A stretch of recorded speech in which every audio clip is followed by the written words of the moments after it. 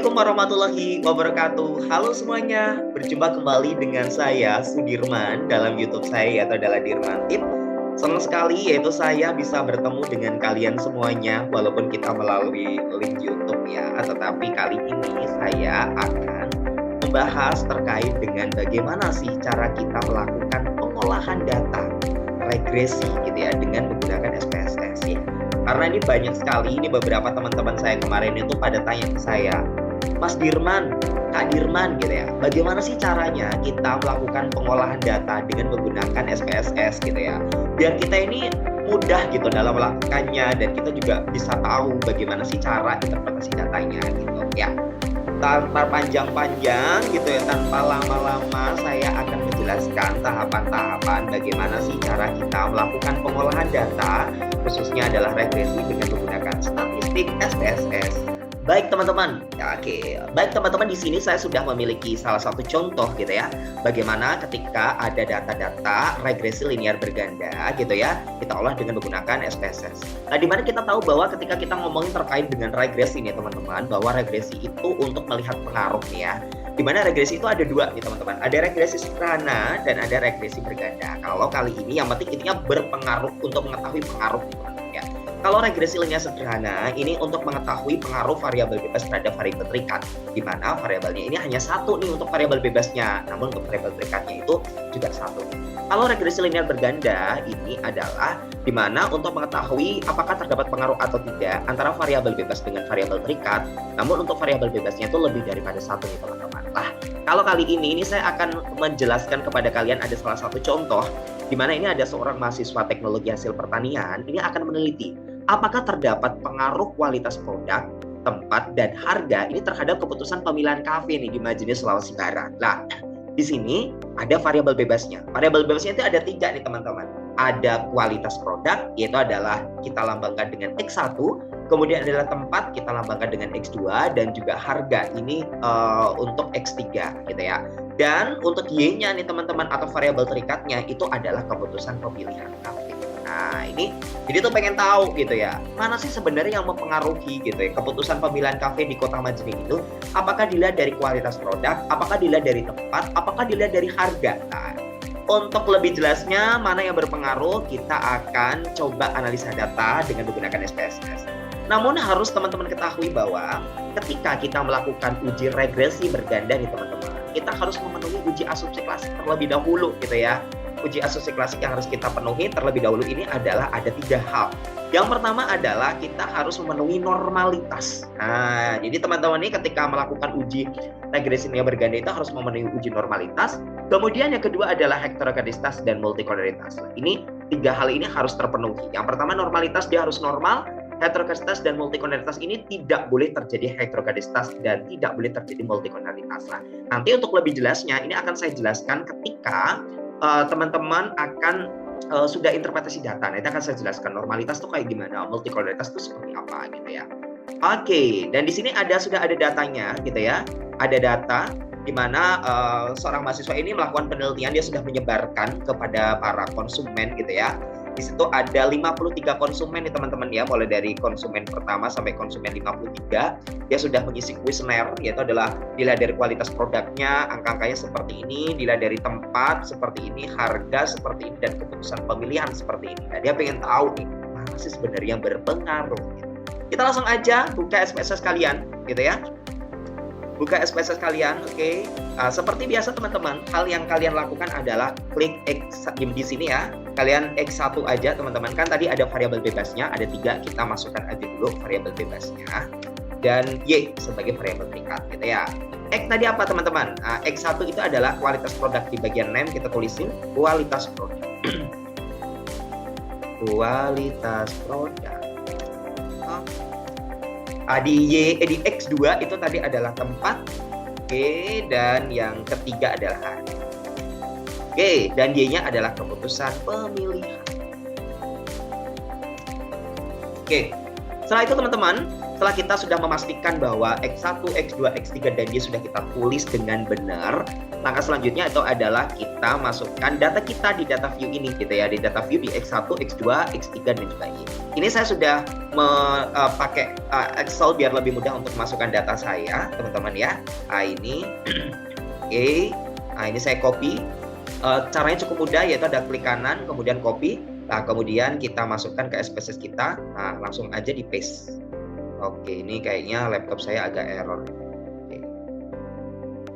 Klik paste ya, teman ya. Oke. Oke, teman-teman. Kalau sudah kita akan melakukan proses analisis gitu ya. Kita akan melakukan proses analisis. Namun sebelum kita melakukan proses analisis ini, sebenarnya kita harus memenuhi 3 asumsi itu tadi, teman-teman, gitu ya. Jadi normalitas, heterogeneisitas, dan multikoloritas itu harus terpenuhi, baru kita melakukan uji regresi linear berganda ini. Bagaimana kalau kita tidak terpenuhi ya? Kita nggak boleh melakukan uji regresi berganda karena memang 3 asumsi tersebut itu harus terpenuhi. Ya, oke. Teman-teman klik analyze. Ketika sudah semuanya dimasukkan, klik analyze, kemudian klik regression, oke, kemudian klik linear. Nah, teman-teman. Nah, di sini teman-teman, untuk keputusan pemilihan kita klik ke masukkan ke dependent gitu ya. Kemudian untuk kualitas produk, tempat dan harga kita masukkan kepada independent. Nah, ketika teman-teman ini sudah memasukkan gitu ya, memasukkan variabel X tadi kepada independent dan variabel Y kepada dependent atau keputusan pemilihan, itu sebenarnya ini sudah melakukan uji regresi ini, teman-teman ya. Itu kita langsung klik aja, klik OK. Nah, ini pasti nanti akan muncul hasil daripada regresi kita. Oke, hasil dari regresi kita. Nah, tapi ini kan nggak boleh dilakukan terlebih dahulu, teman-teman. Teman-teman harus melakukan yang namanya uji asumsi klasik tadi itu untuk memenuhi standarnya gitu. Mulai dari normalitas, heterogeneisitas, dan juga multikoloritas. Nah, teman-teman, hal yang pertama kali lakukan yaitu adalah tetap sama, kita akan melakukan uji normalitas terlebih dahulu gitu ya. Gimana caranya? Sebenarnya cara itu sangat mudah sekali gitu ya. Klik analyze, teman-teman, kemudian klik regression, oke, kemudian arahkan kursor kepada linear. Oke, kita tadi sudah melakukan seperti ini, teman-teman ya. Sudah melakukan seperti ini. Di sini teman-teman, ini kalian klik plot. Oke. Teman-teman seperti bahwa normalitas gitu ya. Bahwa normalitas itu kita bisa melakukan uji 2 ya. Normalitas dengan menggunakan p-plot dan normalitas menggunakan one sample Kolmogorov Smirnov. Nah, kalau kita klik plot gitu ya. Klik plot tadi akan memunculkan data-data seperti ini, teman-teman, bentuk seperti ini. Ini saya akan melihat normalitas dengan menggunakan p-plot, teman-teman. Probability plot gitu ya, teman-teman ya. Jadi gimana caranya kalau ingin lihat normalitas dengan menggunakan p-plot? Kalian tinggal centang aja normal probability plot. Kalau sudah centang probability plot tadi ya, teman-teman, ini aduh belibet banget nih saya ya.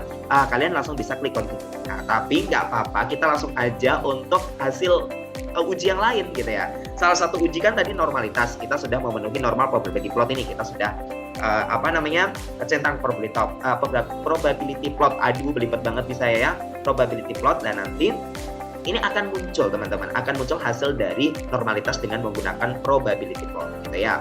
Terus di sini, teman-teman, di bagian sini ini ada kayak Z-pred, Z-resid, D-resid, S-resid, dan SD-resid. Ini adalah tujuannya adalah untuk mengetahui heterogeneisitas. Nah, untuk mengetahui heterogeneisitas. Nah, bagaimana caranya ketika kita biar tahu hasil dari heterogeneisitas kita, apakah terjadi heterogeneisitas atau tidak gitu ya. Nah, kita klik ini, teman-teman, S-resid ini, teman-teman, ini kita masukkan ke Y, oke, dan Z-pred kita masukkan ke X. Nah, ketika kita klik continue, nanti akan muncul hasil dari heterogeneisitas. Oke, klik continue. Nah, setelah itu, teman-teman, kita tadi sudah mendapatkan normalitas, heterogeneisitas sudah, selanjutnya adalah multikoloritas. Nah, multikoloritas ini yaitu adalah klik statistik.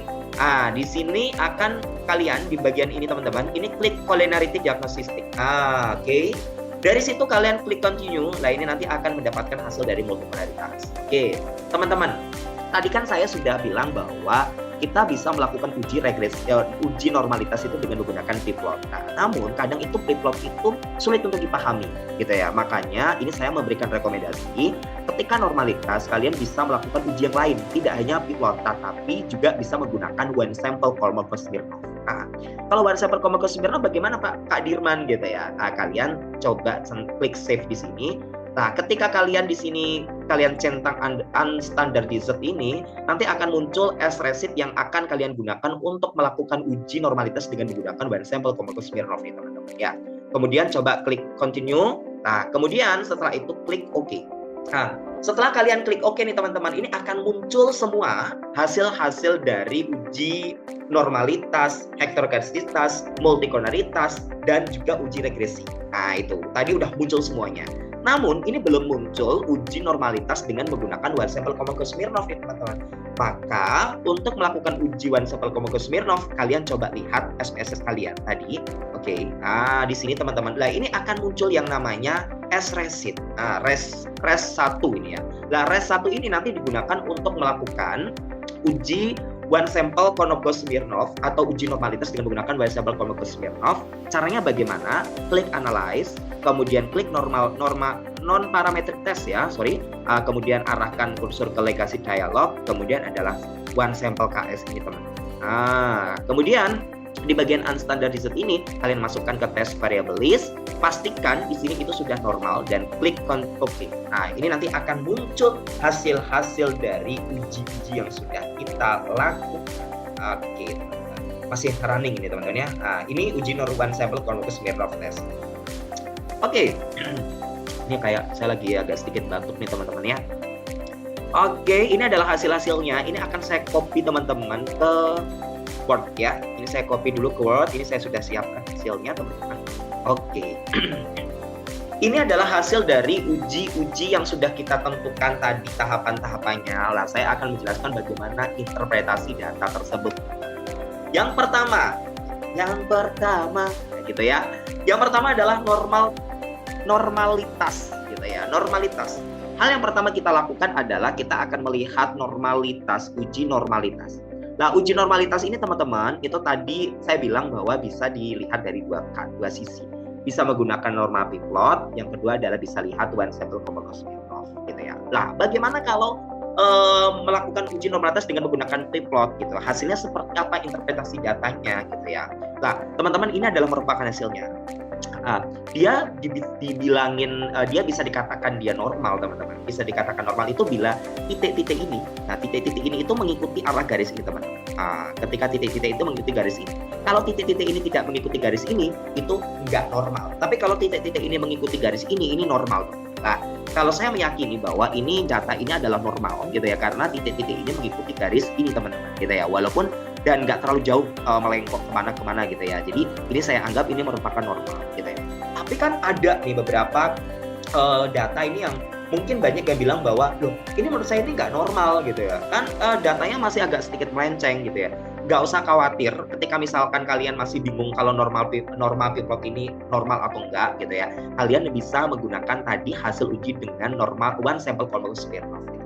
Ya, one sample Kolmogorov-Smirnov. Nah, di sini di dalam one sample Kolmogorov-Smirnov test ini dia dikatakan normal gitu ya bila nilai signifikansinya itu di atas 0,05 teman-teman. Nah, ini signifikansi to Thailand ini teman-teman. Nah, ini harus di atas 0,05. Nah, kalau di bawah 0,05 ini berarti dia tidak normal. Nah, sedangkan di sini kita lihat di dalam one sample Kolmogorov-Smirnov nilainya adalah 0,200. Berarti data tersebut normal. Oke? Yang kedua, kita akan lanjut uji heterogenesitas. Oke, lah kalau uji heterogenesitas ini kita tidak boleh terjadi heterogenesitas gitu teman-teman ya. Lah bagaimana suatu uji itu tidak dikatakan dia tidak terdapat heterogenesitas itu bagaimana lihatnya gitu ya. Kan saya bingung gitu. Nah, ini mudah sekali sebenarnya caranya teman-teman. Kita lihat, hal yang pertama, suatu data dikatakan tidak terjadi heterogenesitas itu ketika data-datanya ini menyebar. Titik-titiknya tuh menyebar. Menyebar kemana? Menyebar ke titik 0, di atas dan di bawah 0. Nah, teman-teman perhatikan. Di sini tuh kan ada angka 0. Nah, misalkan angka 0 itu kita tarik, kita garis di atas dan di bawah 0 nih teman-teman. Nah, jadi ya dikatakan tidak terjadi heterogenesitas. Atau teman-teman, di sini kan ada 0. Ya, 0 itu kita belah ke atas. Nah, dari sini itu titik-titiknya itu berada di samping kanan dan samping kiri 0. Nah, kalau misalkan data tersebut itu berada di kanan, di atas dan di bawah, di kanan dan kiri, itu berarti dia tidak terjadi heterogenesitas. Nah, yang kedua, ini adalah dia tidak membentuk huruf, dia tidak berkelompok, dia tidak membentuk angka gitu ya. Kalau hal-hal seperti itu dia ada di sini, berarti dia tidak terjadi heterogenesitas. Nah, kalau kita lihat di sini teman-teman, ini titik-titiknya berada di atas dan di bawah, di kanan dan di samping, dan juga titik-titiknya tidak membentuk huruf, angka atau tidak bergelombol. Nah, sehingga data ini tidak terjadi heterogenesitas. Oke teman-teman, lanjut. Kalau sudah tidak terjadi heterogenesitas, langkah selanjutnya adalah uji multikolinialitas teman-teman. Lah, uji multikolinialitas ini kayak gimana nih Kak Dirman gitu. Kalau uji multikolinialitas ini teman-teman, ini ibaratnya adalah antara variabel X gitu ya, itu tidak boleh terdapat hubungan gitu ya. Nah, ini tidak boleh terdapat hubungan, itu adalah multikolinialitas. Nah, di dalam regresi nilai berganda ini juga tidak boleh terjadi multikolinialitas teman-teman. Nah, gimana syaratnya kalau tidak terjadi multikolinialitas? Syaratnya cukup mudah, yaitu adalah yang pertama, nilai toleransinya itu harus di atas 0,1 ya. Dia harus di atas 0,1 untuk nilai toleransinya, dan kemudian untuk nilai FIF-nya itu harus di bawah 10 nih teman. Nah, kita lihat di sini. Nilai toleransinya kualitas produk yaitu nilainya 0,256, tempat 0,360, harga 0,160. Ini berarti di atas 0,1. Dan kita lihat nilai FIF-nya itu semuanya di bawah 10, yaitu nilainya 3,907 untuk kualitas produk, 2,776 untuk tempat, dan 6,233 untuk harga. Jadi bisa kita pastikan bahwa data yang sudah kita lakukan tersebut itu tidak terjadi multikolinialitas gitu. Nah, kalau semuanya sudah terpenuhi normalitas, alhamdulillah terjadi normalitas, dan alhamdulillah tidak terjadi heterogenesitas dan tidak terjadi multikolinialitas, maka langkah selanjutnya kita bisa melakukan uji yang namanya regresi berganda gitu ya. Nah, tadi ini sudah dapat hasilnya nih teman-teman, uji regresi berganda. Nah, teman-teman, ini merupakan uji regresi berganda hasil-hasilnya. Hasil yang pertama adalah kita akan melihat koefisien determinasi atau R-square R2 gitu ibaratnya ya. Lah, apa sih itu koefisien determinasi Kak Dirman gitu ya? Lah, untuk koefisien determinasi atau R2 ini tujuannya adalah untuk mengetahui gitu ya, variabel bebas ini mempengaruhi variabel terikat ini seberapa besar. Nah, seberapa besar sih variabel bebas ini mempengaruhi variabel terikat?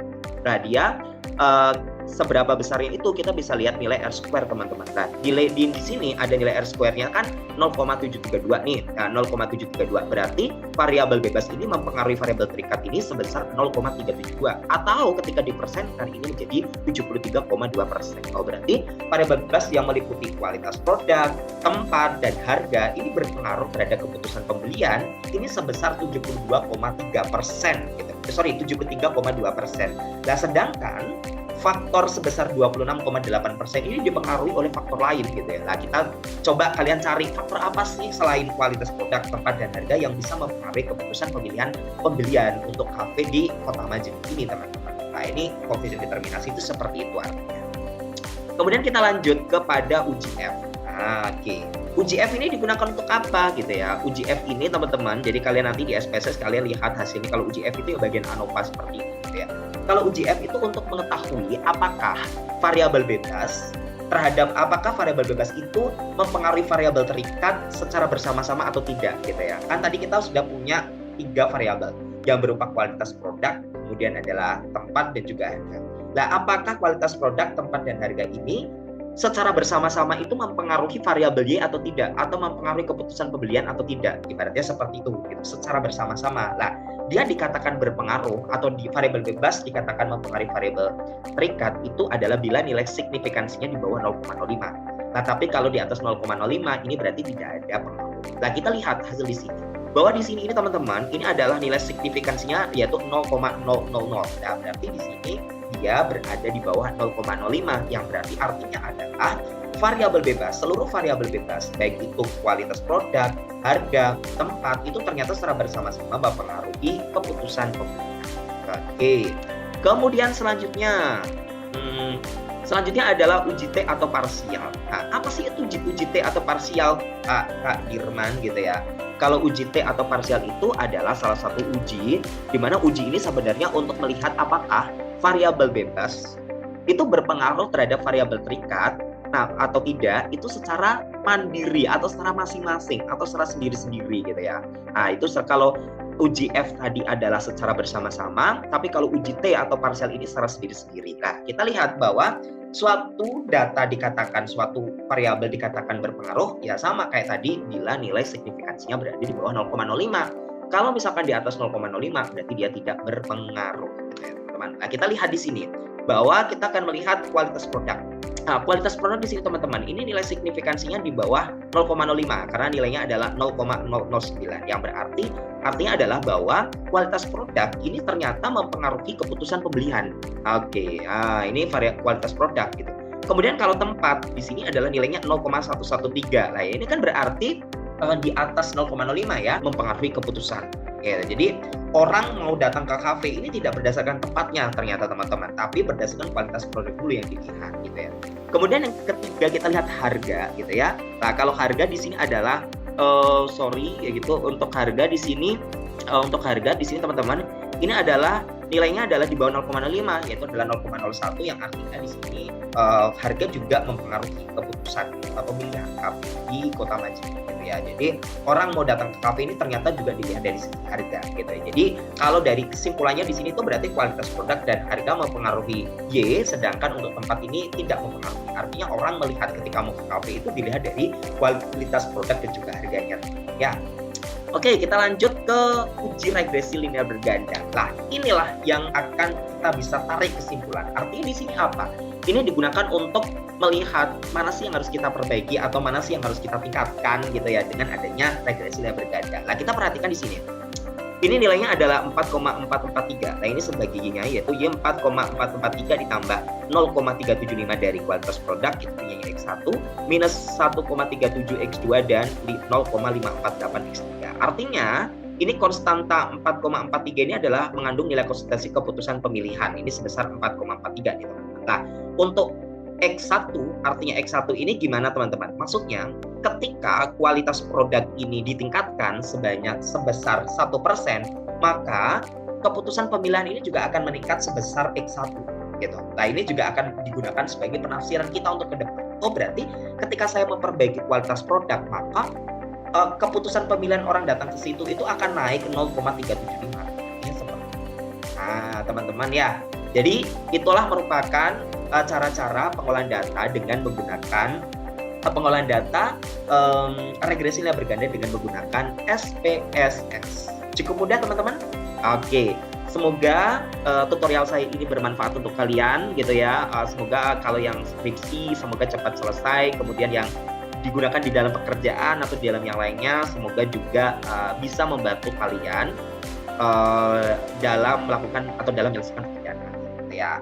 Sukses selalu buat semuanya, sehat-sehat. Wassalamualaikum warahmatullahi wabarakatuh.